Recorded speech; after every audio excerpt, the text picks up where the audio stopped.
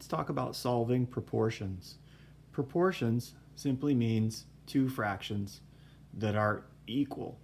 That means they are equivalent. That means they're the same part. That means that if you type it into a calculator, you'd get the same decimal. So if we type 5 divided by 7 into a calculator, we're going to get a decimal, and we need to know what divided by 28 is the same. Well, in this particular example, you may not have too much trouble spotting that 7 times 4 is 28, and we know that the only way we're going to get equality is if we do the same thing to the numerator and the denominator. So multiplying by 4, 5 times 4 equals 20.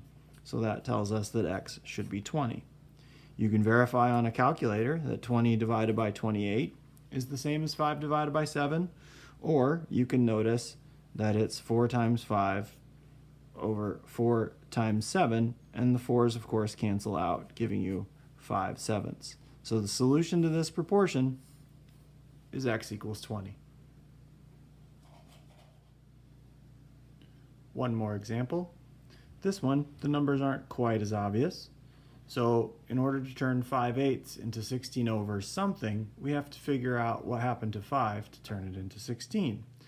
So one way to do that is to figure out what 16 divided by 5 is. That turns out to be 3.2.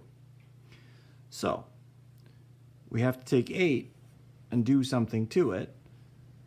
So clearly it's 5 times 3.2, so it must be 8 times 3.2.